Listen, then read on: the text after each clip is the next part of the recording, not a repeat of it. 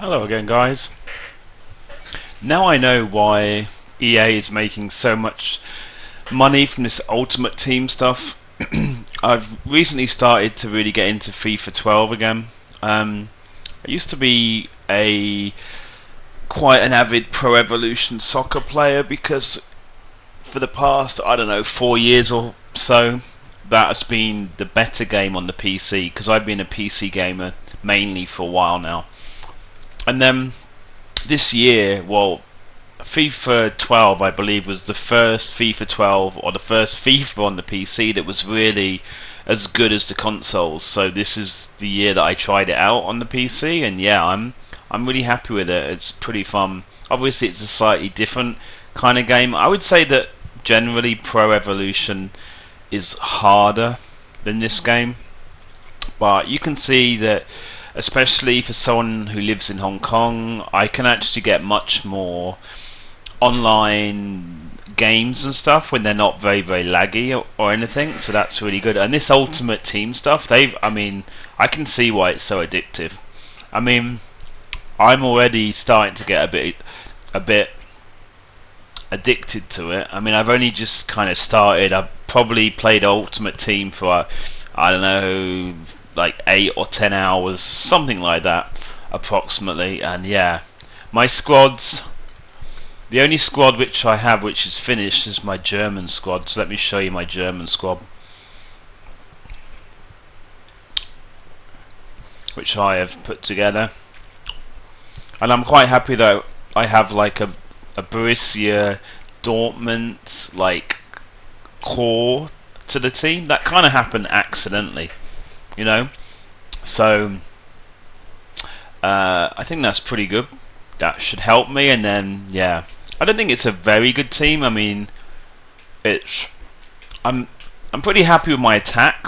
I don't know about this guy on the right. He could be a bit dodgy, but he's fast. But the striker is pretty fast as well and pretty good. So yeah, and I'm quite happy with my midfield. The only problem is with this formation, they are not in the ideal position. I might have to get a card to change them to a CM, regular CM, but I'll see how it goes. I mean, I don't think it's such a big deal. My left back, basically, he was one of the only half decent kind of left backs I could get. Again, he's a left back in a left wing back position, but hey, at the moment it's fine, I think.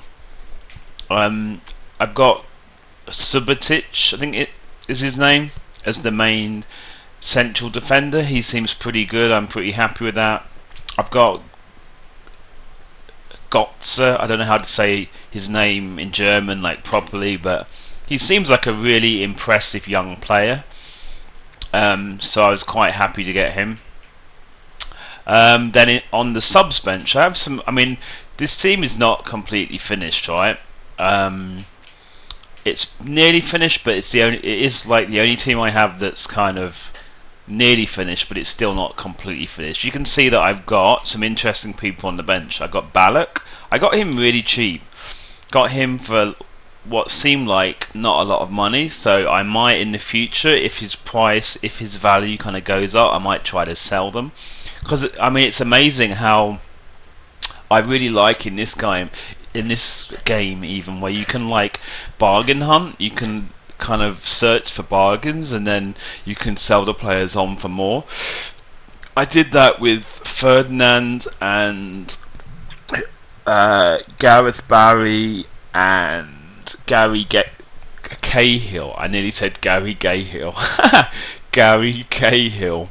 I did that recently. I mean, at first I thought they weren't going to resell, but they resold like a day ago for a lot more money, so I was pretty impressed, pretty happy with that. But yeah, I got Ballack because he was pretty cheap and he's quite good as like a backup.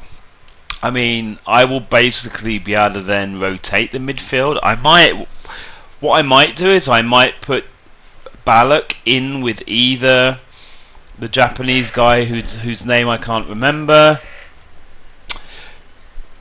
Kagawa, or with Gotze, and I might rotate like these two, and have Balak always in there. That might be a better balance, but I'll see how it goes. I have this guy. Now, the reason I got this guy is because he's fast. And he was kind of cheap, and he's got 92 pace, and he's pretty decent. He's good to bring on as like a super sub, you know. So yeah, then I got this guy because this guy is really good as like an all-round kind of sub that you have on the bench. And because you can see that although he's a defensive midfielder, also his heading and his defensive stuff is pretty good, you know. So you can actually play him in the midfield or as a defender, a centre back. So that means that he's really good. I just have him on my bench, and he can basically cover for a lot of people who are injured in these areas, which is kind of cool. I do need to get another goalkeeper. I only have this one goalkeeper, yeah. And then I have this one guy. Again, I just got this guy because, well, first of all, he's Brazilian, so he fits in. I have quite a lot of Brazilians, not that many, but on the right-hand side of the team, I have quite a few. So I thought maybe he would be a good person, and again, he's just kind of, you know, his stats are pretty good, and I think he's pretty good to have as a backup.